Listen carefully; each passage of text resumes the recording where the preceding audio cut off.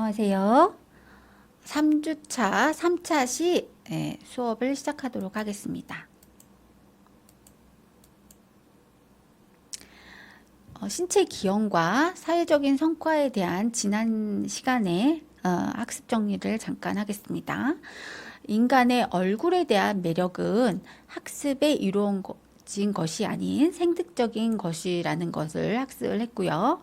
인간 외모에 대한 매력이 있는 사람은 신체 외모에 대한 매력이 없는 사람보다 특정한 상황에서 유리한 평가나 긍정적인 반응을 얻을 수가 있었습니다.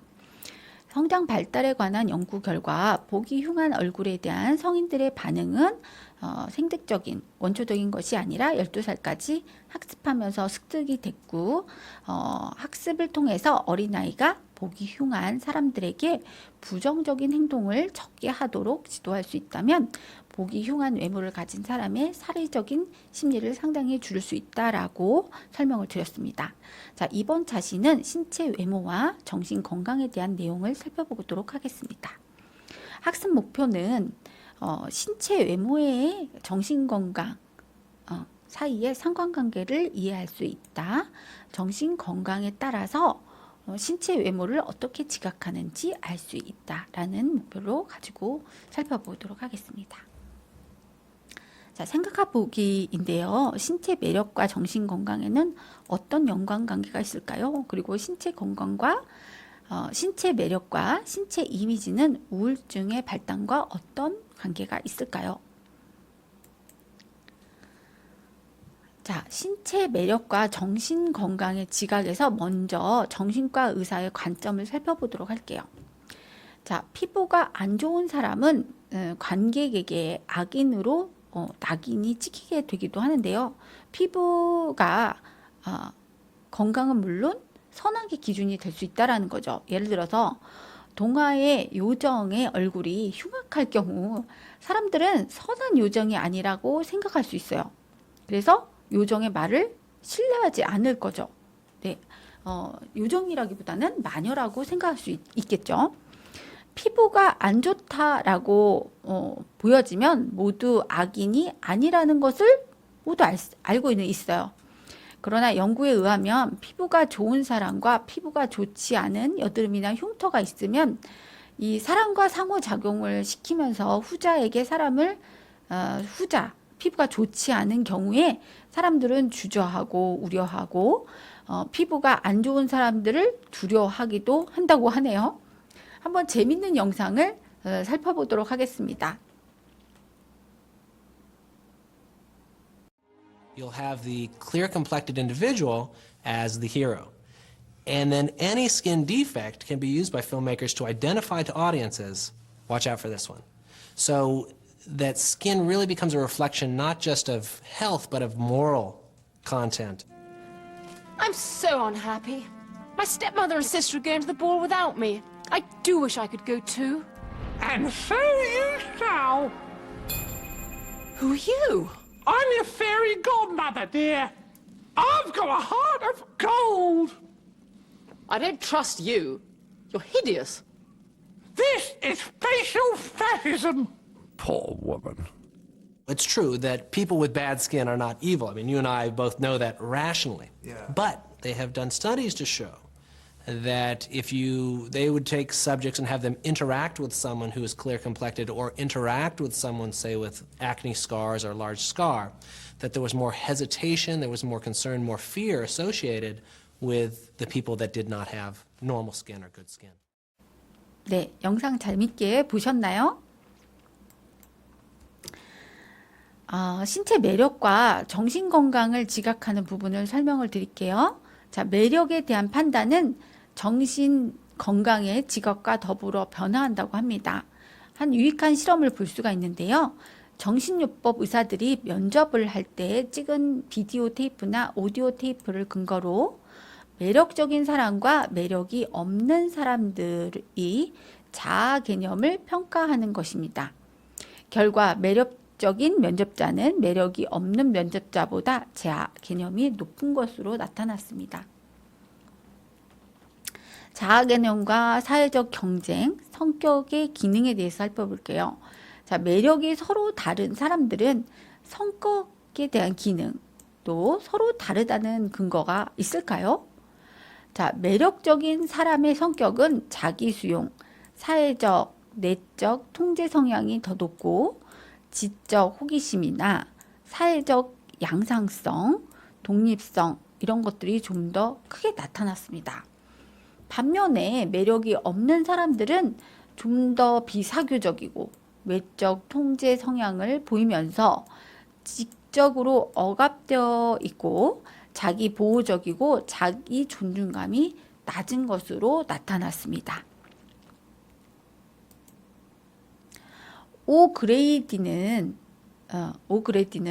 매력이 서로 다른 240명의 대상자를 무작위로 추출하여 앞으로 자신의 심리적인 문제로 얼마나 상처를 받게 될 것이라고 예상하는지 질문을 했다고 해요.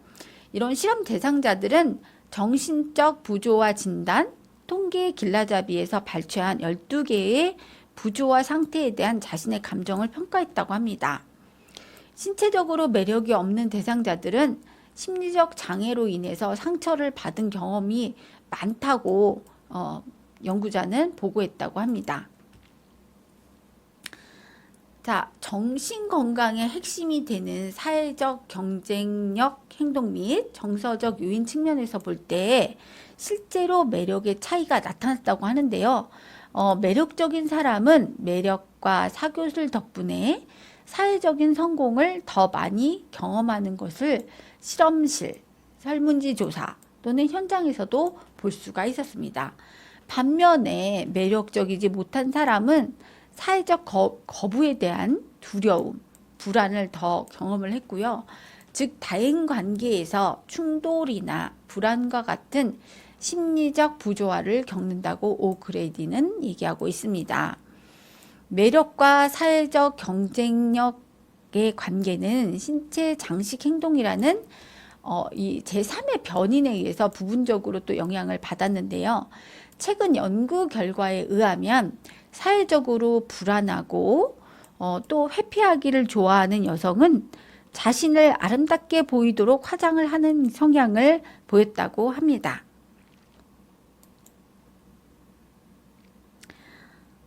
심리적 입장에서 신체 이미지 변인과 성격 적응 기능 사이에서 정적인 관계가 있다는 분명한 증거가 있다고 해요. 객관적으로 매력적이지 못하면 신체 이미지도 나쁘다고는 할 수는 없지만 일생에 거쳐서 자신의 신체적 아름다움을 부정적으로 지각하기 때문에 자기 존중감이 낮을 수 있고 사회적 불안감이나 사회적 비판 또는 거부에 대한 두려움이 크고 대인관계가 원만하지 못할 수 있다고 합니다. 아주 매력적인 사람들도 자기 중심적이거나 착취적인 독립성을 보이는 경우가 있다고 하는데요. 자, 자신의 신체적 아름다움이나 화장을 통해서 사회적인 승인과 관심을 끌려고도 합니다. 이 재밌는 영상을 한번 살펴보도록 하겠습니다. 자, 보실까요? So, as we get older, we don't get quite so high on beauty. Here I am again, getting high on Elizabeth Hurley, about 5'6" high. 5'8", actually. Oh, honestly, if I'd known she was going to be so touchy. What? Nothing. John? Later. So, if beauty gives us pleasure, how come then that it also makes people miserable? Miserable? Will you shut up, you old bat? Stop interrupting! Faces like hers are becoming a problem because...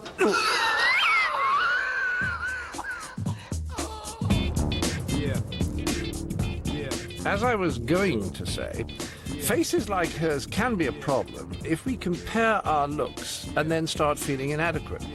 Even attractive people sometimes find themselves doing this. There's just posters of beautiful people everywhere. No one ugly. Beauty used to be rare. Now it's everywhere. And that's not helpful. In ancestral times, in small group living, a man wouldn't have encountered very many attractive women. Basically, there would have been a dozen to 2 dozen potential mates to start with, only a few of whom would be very attractive. And now we're surrounded by it. Now we're surrounded by thousands and thousands, in some cases millions, of potentially attractive partners. And what that does to men is that it decreases the commitment that they feel toward their regular partner. And then they look at the models, they look at the regular mate, and they think, there's a better mate out there for me. And even if you're lucky enough to be one of the beautiful people, there can be disadvantages. For example, if things come too easily, you may end up wondering if your looks are all there is to you. When I was quite young, my father, he said, you know, Candy, he said, it's the beautiful women who are unhappy. It's the beautiful women who commit suicide. And I went, gee, well, I hope I don't get to be beautiful, because that's going to be like a sort of death sentence. And he was sort of putting it, to say the least, rather dramatically, by way of saying, it's really hard if you sort of hit 45 or 50, and then you think, oh, I have no personality. I'm going to have to make it on something else now. And then it's really hard to find a personality when you're that much older, because where do you look for one? You can't sort of borrow it. You know, I always thought that I'd be a much more talented actor if I had a broken nose and I was a foot shorter. I just thought if I had that kind of squat burly thing going, I think I would be a lot more advanced in my technique of acting. And that's because of the shaming that goes on. Because the shaming. Go on. The shaming. When you feel that shaming of maybe that you are too good looking. And it's a little bit of a gift anyway that you can't really take credit for. I mean, pisses me off when they say I'm pretty. Well, what word would make you comfortable? Seriously. Rugged. Rugged? Rugged. I've always wanted to be rugged. Well, would you like me to punch you now, live on please? television? Just settle all these problems of yours. No. And then you could become a seriously good actor. I could just see this program coming on now. No, look at me. Oh, that guy's always fucking pissed me off. You know. Somebody once said that beauty is the passport to success, but it's not a passport, it's a visa. It expires. And if you've built your life on your beauty, what do you do when you begin to lose your looks? Well, you start thinking about plastic surgery. What a nerve. I had my eyes, the bags taken out from under my eyes. I had a full facelift. I had breasts lifted, and I had a face peel. And I'm looking for anything else. Now, I don't have a tooth of my own left in my head, and I've had a couple of hair transplants. In fact, if I'd been living in 1500, I'd look like this by now. So, I'm not pointing the finger at anyone who has cosmetic surgery, but I did hear one reason why maybe it's not such a great idea. It came from George Orwell, who once remarked, after the age of 40, a man is responsible for his face. In other words, if you're young, whether you're good looking or not, it's just the luck of the draw. But as you get older, your face begins to show the world what sort of person you are, because whatever your habitual expressions are, kind, cheerful, mournful, embittered, they start etching themselves onto your face. So then, your face starts telling people what sort of a human you are. Allowing this to happen may be what people mean by the phrase, growing old gracefully. So if you're beautiful as you get older, it's not a free gift. It's because your face shows qualities that are timeless and that we all admire. Strength, kindness, dedication, wisdom, enthusiasm and humor, intelligence, compassion. Now, those faces are achievements, whereas Elizabeth Hurley's, well, very nice to look at, of course, but it doesn't mean she isn't a total. We'll just have to wait to see. Good night. Elizabeth! Good night.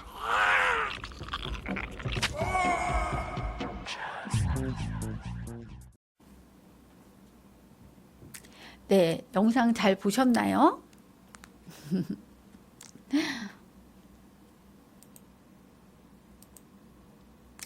자, 비만과 식욕 감퇴증이라고 하는 부분을 또 살펴보겠습니다. 자, 현대 사회는 과학기술의 발달로 풍부한 먹거리를 가지게 되었죠. 그래서 역사적으로 보면 예전에는 먹거리가 적었기 때문에 다소 이 풍만한 여성들을 아름답다고 생각했습니다. 하지만 현대에는 먹거리가 굉장히 풍부하기 때문에 비만한 여성을 아름답다라고 보지 않습니다. 역사적으로 어떤 시대보다도 과다 체중 때문에 괴로워하는 문화권이거든요. 남녀 모두 다 과다 비만을 부정적으로 혐오하는 시대입니다. 자, 모든 문화권에서 비만에 대한 부정적인 의견이 있지는 않아요. 과거에는 그렇지 않았지만 이 비만에 대한 편견은 현대에 있어서의 문제가 되는데요. 대인관계와 취업에서도 차별 대우를 받을 수가 있습니다. 특히 여성의 경우는 마른 체형을 이상형으로 생각하고 있어요. 여기 보이는 트위기는 1960년대의 여성들의 로망이었습니다. 이 트위기는 키는 크지 않아요. 160cm에 왔다 갔다 하는 키에 굉장히 마른 40kg가 안 되는 몸매를 가지고 있는 아주 미성숙한 소녀와 같은 몸매를 가지고 있지만 그 당시에 굉장히 열망하는 모델이었고 따라하기 위해서 여러 사람들이 이 여성들의 몸매를 카피하려고 했습니다. 이런 사회적인 압력은 신경성 식욕 감퇴증을 불러오기도 하는데요. 이 신경성 식욕 감퇴증은 스스로 냉혹스러울 만큼 단식을 해서 마른 체형을 추구하는 것을 포함한 굉장히 복합적이고 여러 가지 원인의 증후군을 가지고 있습니다. 이런 신경성 식욕 감퇴증이 증가하고 진전되는데 매우 중요한 역할을 하게 되는 거죠. 이 압력, 사회적인 압력. 자, 비만은 나쁜 것이다. 라는 이런 부조화 증상이 때문에 폭식증, 거식증이라고 하는 증세를 나타나게 되는데요. 청소년기에 주로 많이 나타나는데 90% 이상이 여성이라고 합니다. 가핀겔과 가너의 연구에서 보면 생명을 위협하는 증세를 보이기도 하는데요. 이러한 인과관계에 대한 사실을 증명하기도 해요. 평생 감정이나 대인관계를 강하게 통제하거나 비만 공포가 있거나 자신의 몸이 너무 크다고 확신하는 것이 다이어트의 핵심 동기가 됩니다. 식욕 감퇴증을 보이는 사람은 신체 만족도가 낮고 자기 존중감도 낮아집니다. 자신의 신체 사이즈를 생각보다 과다하게 인식하는 지각 부조화의 환자라고 볼 수가 있는데요. 이런 사람들은 두려움이 크고 외적 통제를 많이 받으며 이상적인 신체 사이즈를 아주 작게 인식하죠. 마치 바비 인형과 같은 비정상적인 몸매를 이상적으로 인식을 합니다. 그렇기 때문에 치료 결과가 당연히 안 좋았겠죠. 비만과 식욕 감퇴증을 보이는 사람은 신체 매력에 대한 편협한 문화 기준의 희생자가 될 수 있습니다. 자, 많은 사람들이 다이어트에 대한 감정, 건강과 관련된 이유를 말을 해줘요. 그래서 이런 희생자들은 자신의 신체 매력에 대한 여전히 감정과 지각을 받게 되는데 따라서 상업적인 체중 조절 업체에서 일하는 임상 심리학자, 의사, 치료사들이 체중 조절의 이면에 사회 심리적인 문제를 인식하고 좀 더 책임 있게 설득해야 될 것입니다. 우리는 체중 조절 방법에 대한 편견을 버리고 신체 이미지 변화에 더 많은 관심과 연구를 진행해야 합니다.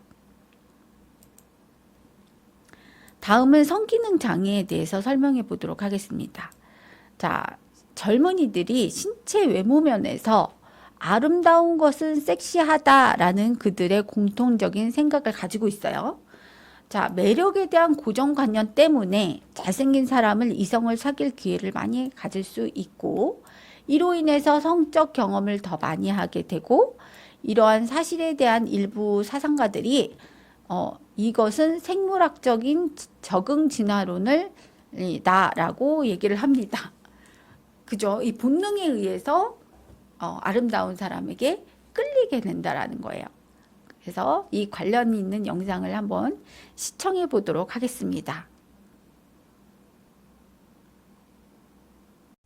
Between the demands of fashion and the desire to obey our biological hardwiring, the need to present ourselves as youthful, healthy, and fertile, we all spend a huge fortune every year on our beauty. But is all this fuss about beauty really justified?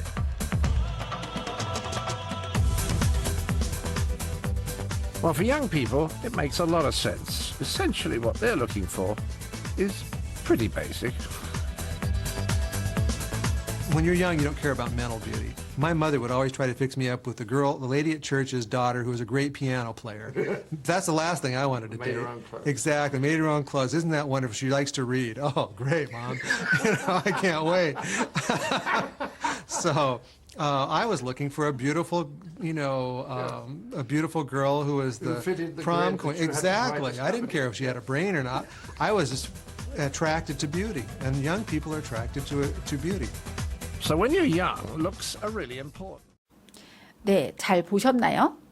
아름다운 게 좋고 젊은이들은 그것을 당연시하다라고 여기는 거죠. 네, 그게 젊은이다운 거죠. 자, 신체 외모의 현상학적인 측면은 성관계에 있어서도 매우 중요하게 나타나는데요.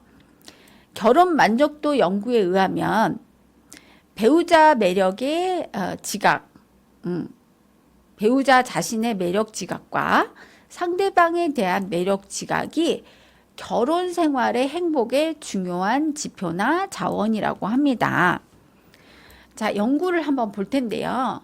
18세에서 23살 사이의 대상자들에게 자신의 이미지와 결혼 전 성적 관심에 대해서 조사를 했습니다. 남녀의 성적 경험의 질과 양, 그 다음에 신체 만족도 사이에 정적인 관계가 있었는데요. 자, 유방암으로 유방을 절제한 여성이 신체 매력에 대한 감각이 줄고 성관계의 질과 양도 줄었다고 보고되고 있습니다. 그러나 이제 유방 보건술을 실시한 결과 신체 이미지와 성욕을 회복했다라고 하는 긍정적인 결과를 얻었는데요. 자, 이 보건술의 가장 큰 동기는 자기 외모에 대한 자기 의식을 높이는 데 있었습니다. 다음은 우울증입니다. 자, 우울증이란 살아가면서 서서히 나타나는 문제인데요. 정신병리학적으로 보면 보편적인 감기와 같은 현상이다라고도 볼 수가 있어요. 자, 우울증은 다면적이면서 감정과 동기, 행동, 신체적 기능 장애를 동반합니다.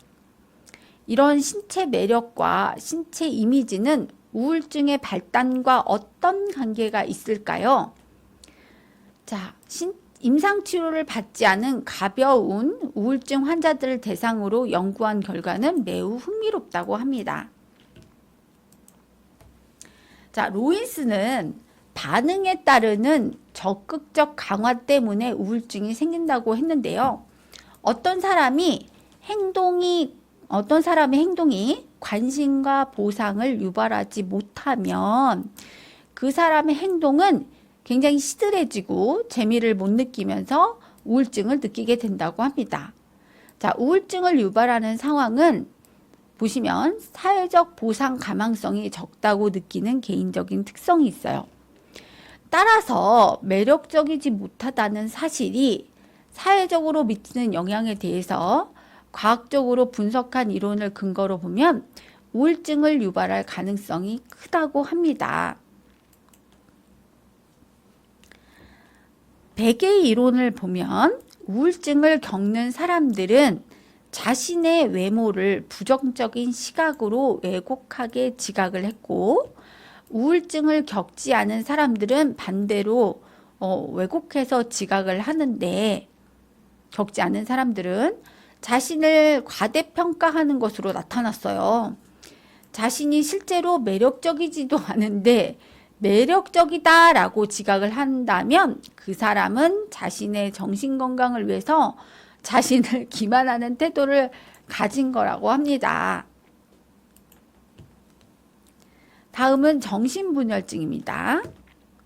자, 신체적으로 가장 심각한 부조화 상태를 나타낼 수 있는데요. 자, 자신의 신체에 대해서 기괴하게 왜곡하거나 지각하는 환자에 대한 자료가 많아요. 자, 신체 기만은 자신의 신체 일부가 축소되었다거나 또는 사라졌다고 믿는 사람부터 자신의 신체 일부를 다른 사람과 교환했다고 믿는 사람까지 다양하다고 합니다. 신체 이미지와 성격에 대한 세이모 피셔의 전통적인 연구 자료에 의하면 정신병리학적 심각성이 증가함에 따라서 신체 이미지 경계를 흐릿하게 지각한다고 해요. 그래서 정신분열증 환자들은 자신의 신체와 신체 외부의 경계가 흐릿해서 극도로 독특하게 자기를 지각한다고 합니다. 타인이 지각하는 이들의 신체 외모를 보면 매력적이지 않은 것으로 통계됐는데요.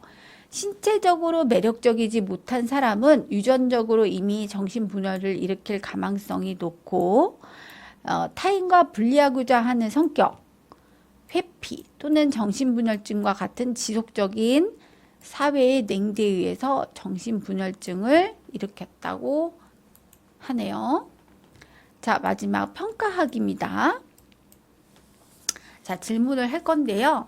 자신의 신체 매력에 대해서 왜곡되게 판단할 수 있는 사람들을 모두 골라보세요. 자, 1번 우울증이 있는 사람, 2번 정신분열증이 있는 사람, 3번 정신질환을 겪지 않은 정상적인 사람, 4번 신체 외모가 매력적이지 않은 사람. 답은 무엇일까요? 자, 1번, 2번, 3번, 4번 모두 정답입니다. 자, 이 모든 사람들이 우울증을 겪거나 정신분열증이 있거나 정신질환을 겪지 않은 정상인이거나 또는 신체 외모가 매력적이지 않다라고 여기는 사람 모두가 자신의 신체를 왜곡되게 판단할 수 있다라는 거죠. 재밌지 않습니까?